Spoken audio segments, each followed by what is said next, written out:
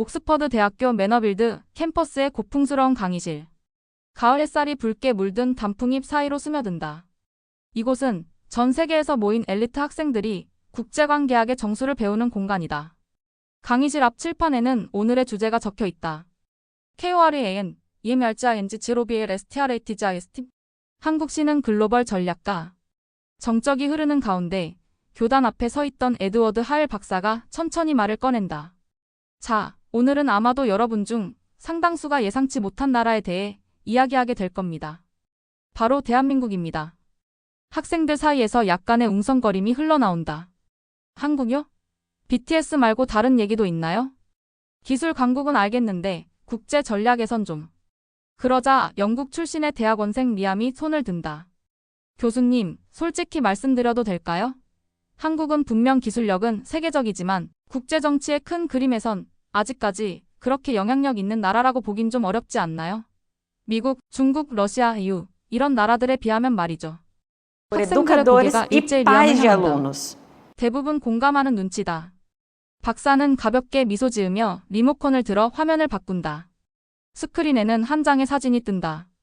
1953년 정전협정 당시 폐허가 된 서울거리. 그 다음 사진은 2023년 부산에서 열린 한-아세안 정상회의 그리고 BTS의 UN 연설 장면. 한국 대통령이 나토 정상회의에서 연설하는 모습까지 차례로 이어진다. 리암, 당신 질문은 아주 중요합니다. 많은 이들이 한국을 기술 강국, K-드라마 나라, 삼성과 현대의 나라로만 기억하죠. 하지만 국제 정치에서 중요한 건 하드 파워만이 아닙니다. 오히려 제한된 자원을 가진 나라가 어떻게 글로벌 전략을 짜고 움직이느냐가 핵심이죠. 이때 인도 출신의 아누시카가 손을 든다. 그럼 교수님, 왜 지금 이 시점에 한국에 주목해야 하죠? 일본이나 중국처럼 오랜 제국의 역사를 가진 나라도 아니고 인구도 작고 분단 상태까지 있는 나라잖아요. 바로 그 점이 핵심이에요. 박사는 조용히 말을 이었다. 한국은 작은 나라의 역설 더 패러닥스 오브 더 스몰 스테이트를 가장 효과적으로 극복한 사례 중 하나입니다. 지정학적으로는 거대한 강대국들 중국, 일본, 러시아, 미국 사이에 끼어 있고 군사적으로는 여전히 휴전 상태입니다. 그런데도 한국은 세계 10위권 경제 대국이며 OECD 내에서도 독자적인 입지를 가진 국가죠. 여러분, 한국은 단지 경제적 성공을 이룬 국가가 아닙니다.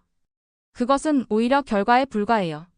진짜 중요한 건 한국이 어떻게 자신을 국제사회에서 스스로 브랜딩하고 외교 전략을 진화시켜 왔는가입니다. 그는 다시 화면을 넘긴다. 이번에는 한국의 대미 외교, 대중 외교, 그리고 다자 외교 전략이 시대별로 정리된 인포그래픽이 보인다. 박사는 손가락으로 하나하나 짚어간다. 1970년대 수출 중심 개발과 함께 미국 의존 외교. 1990년대 냉전 붕괴 후 북방 외교와 동북아 평화협력 구상. 2000년대 동북아 균형자 전략 시도. 2020년대 글로벌 중견 국미덜 파워를 넘어선 소프트 파워 강국. 글로벌 전략가로서의 변신. 학생들의 눈이 점점 빛나기 시작한다. 여러분, 지금 한국은 단순한 경제적 성공국이 아닙니다. 한국은 외교적 중재자, 글로벌 보건 리더, 기술 파트너, 그리고 문화적 영향력을 가진 나라로 국제사회의 중요한 축이 되어가고 있어요. 박사는 마지막으로 질문을 던진다. 오늘 강의의 핵심은 단순히 한국이 대단하다가 아닙니다. 여러분이 생각하는 전통적 강대국이 아닌 나라가 어떻게 국제사회에서 전략적으로 입지를 다질 수 있는지를 분석하는 겁니다. 그 대표 사례로서 우리는 한국을 마주하게 된 겁니다. 강의실에 정적이 흐른다. 다들 조금 전까지 자신들이 가졌던 편견과 질문들이 부끄러워질 정도의 정보량과 통찰에 압도되어 있었다. 박사는 천천히 말을 맺는다. 이제 여러분이 해야 할 일은 하나입니다. 한국을 바라보는 시각을 소비자가 아닌 전략가의 시선으로 바꾸는 것. 그 시선으로 오늘부터 우리는 한국이라는 퍼즐을 풀어보겠습니다. 강의가 끝난 후 학생들은 335 모여 이야기를 나누고 있었다. 그중 오늘 질문을 던졌던 리암의 표정이 유독 진지하다. 야, 리암. 넌 아직도 한국이 그 정도는 아니라고 생각해? 옆에서 친구 아누시카가 웃으며 묻자 리암은 조용히 고개를 저었다. 솔직히 말해서 교수님 강의 들으면서 좀 충격받았어. 한국이 이렇게까지 전략적으로 움직이는 나라인 줄 몰랐거든. 단지 IT 강국 정도로만 생각했었는데. 며칠 뒤 리암은 옥스퍼드 내 국제포럼 학회에서 진행하는 아시아 중경국 외교 정책 연구 프로그램의 장학생으로 선발된다. 놀랍게도 프로그램의 현장 조사 지역은 바로 대한민국 서울이었다. 서울? 내가? 직접? 혼잣말처럼 중얼거린 리암은 잠시 머뭇거리다. 곧 표정을 굳히고 항공권 예약 페이지를 연다. 좋아, 직접 눈으로 확인해보자. 한국 입국 첫날 인천 인터내셔널 에포트. 비행기에서 내린 리암은 이내 인천국제공항의 어마어마한 규모와 체계적인 시스템에 놀라게 된다. 이건 공항이 아니라 마치 하나의 도시 같은데. 자동 입국 심사, AI 안내 로봇, 그리고 고요하게 움직이는 공항철도. 무언가 북적이지만 동시에 질서 정연하다. 그건 리암이 익숙한 히드로 공항과는 다른 풍경이었다.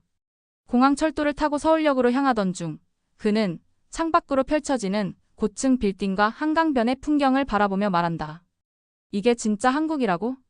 어째서 서양 미디어에선 이런 모습을 제대로 보여주지 않는 거지? 서울 시내 첫 경험 지하철에서의 문화 쇼크. 서울역에 도착해 숙소로 가기 위해 지하철을 탄 리암은 또 한 번 놀라게 된다. 와이파이가 지하철에서도 터지네. 무료라고? 그리고 이 정시 운행은 뭐야? 그는 옆자리에 앉은 노신사에게 자리 양보를 받는다. 말은 통하지 않았지만 따뜻한 미소 하나로 분위기가 전달된다. 이런 공공질서는 분명 선진국인데도 영국보다 낫다. 그날 밤 숙소에서 노트북을 펴고 일지를 쓰던 리암은 이렇게 기록한다. 서울에 도착한 지 겨우 반나절. 그런데 지금 내 머릿속에선 기존의 국제질서 이론이 흔들리고 있다. 한국은 단지 경제적인 수치나 기술력이 전부가 아니다.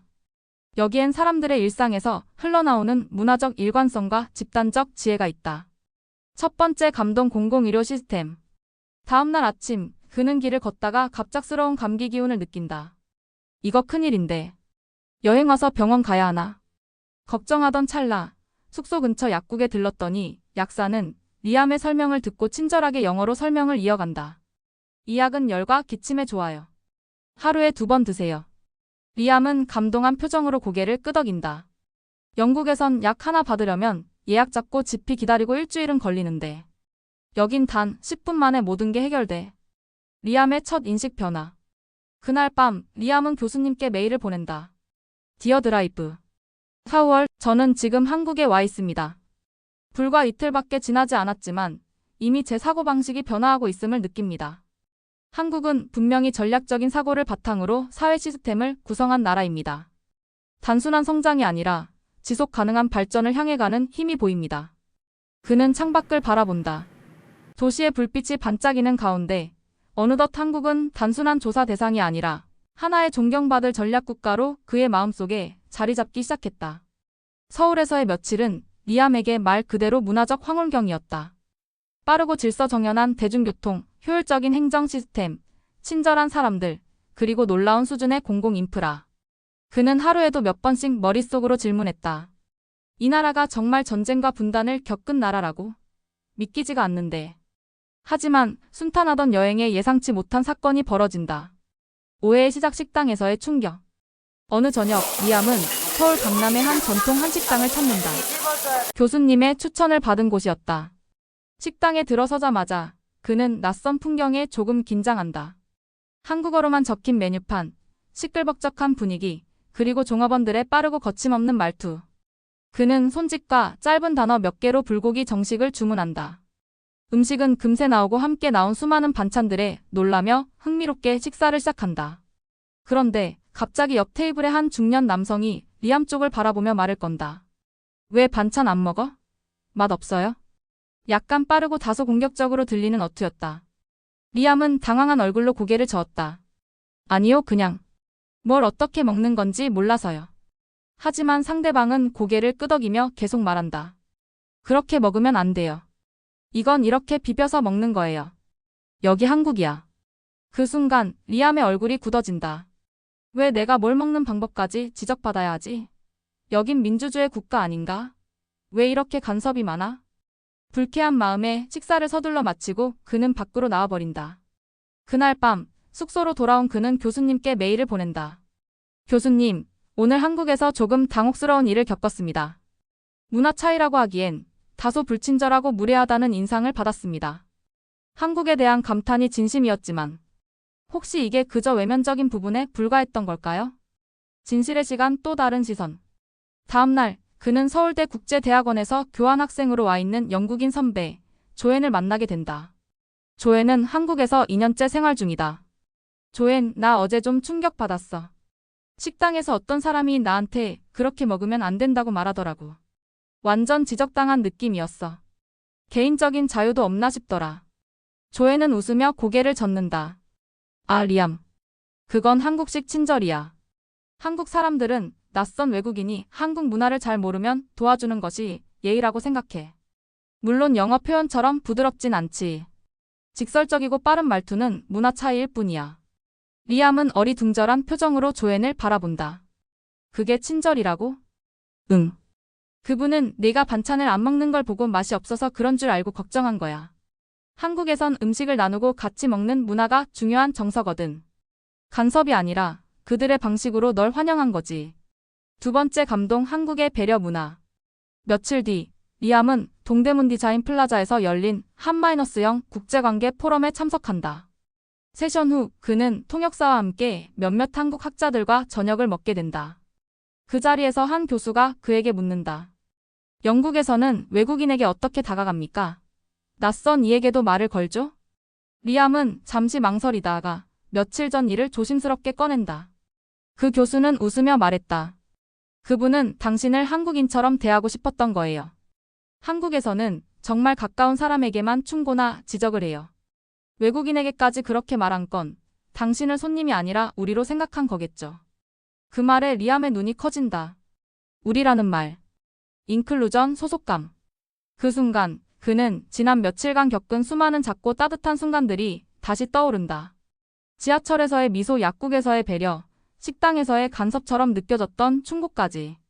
그 모든 것은 한국식 공동체 문화의 표현이었던 것이다. 이해와 전환. 그날 밤 리암은 다시 일지를 쓴다. 오늘 나는 한국이라는 나라가 단지 기술과 경제의 선진국이 아니라 관계의 미학을 중시하는 깊은 사회임을 알게 되었다. 나를 간섭한 그 아저씨는 사실 나를 초대한 호스트였던 것이다. 그는 창밖의 서울 야경을 바라본다. 도시의 불빛 너머 그는 처음으로 한국인처럼 생각해 보려는 자신을 발견한다. 한국에서의 마지막 날, 리암은 경복궁 근처의 고즈넉한 한옥 카페에 앉아 있었다. 전통차를 홀짝이며 그는 지난 2주간의 여정을 되짚어본다. 처음엔 단지 의심이었다. 과연 한국이 국제 정치에서 중요한 국가인가? 문화 콘텐츠의 유행은 일시적인 현상에 불과하지 않은가?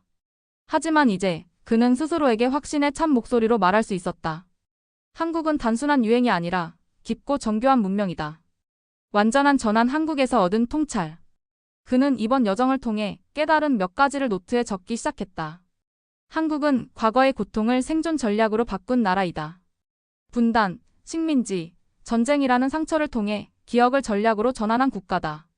경제 성장도 대단하지만 그보다 놀라운 건 시민의식과 공공의식이다.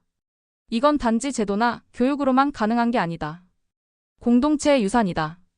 소프트 파워의 끝은 단순한 문화 수출이 아니다. 관계를 맺게 하고 사유하게 만드는 힘. 한국은 이 힘을 이미 갖고 있다. 그는 마지막으로 이런 문장을 조용히 쓴다. 한국은 나에게 어떻게 살아야 하는가를 가르쳐준 나라였다. 옥스퍼드 복귀 후 새로운 시작. 영국으로 돌아온 리암은 다시 교수님의 강의실에 앉는다. 에드워드 하웰 박사는 리암을 향해 미소를 짓는다. 자, 한국을 다녀온 당신은 어떻게 생각하나요? 리암은 주저하지 않고 대답한다. 교수님, 한국은 단순히 기술 강국이 아닙니다. 한국은 인간적인 전략가입니다. 감성으로 세상을 움직이고 기억으로 미래를 설계하며 사람과 사람 사이의 관계로 외교를 해나가는 나라입니다. 저는 이제 이 나라를 연구 주제로 삼고 싶습니다. 학생들은 놀란 표정으로 리암을 바라본다. 그 누구보다 회의적이었던 그가 이제는 한국의 외교 전략과 문화를 전파하려는 전도사가 되어 있었다. 마지막 내레이션, 리암의 다짐. 카메라는 리암의 집 책상 위를 비춘다. 책 위에는 한국 외교와 소프트 파워라는 제목의 논문 초안이 펼쳐져 있다. 이제 나는 안다. 한국은 단순한 방문지나 조사 대상이 아니다. 한국은 살아있는 교과서이며 동시에 앞으로 우리가 지향해야 할 미래 모델이다. 나는 다시 한국에 가고 싶다. 아니, 언젠가는 그곳에서 살아보고 싶다. 카메라는 서울의 야경을 비추며 리암의 내레이션이 이어진다. 만약 누군가 나에게 왜 한국인가? 라고 묻는다면 나는 이렇게 대답할 것이다. 한국은 가장 작지만 가장 강한 나라다. 한국은 나를 바꿨다. 영상 마무리 멘트. 이 이야기가 여러분에게 감동과 영감을 주었다면 구독과 좋아요 부탁드리고 여러분만의 한국 이야기나 경험도 댓글로 나눠주세요. 혹시 여러분도 한국에서 인생을 바꾸는 어떤 순간을 맞이하게 될지도 모릅니다.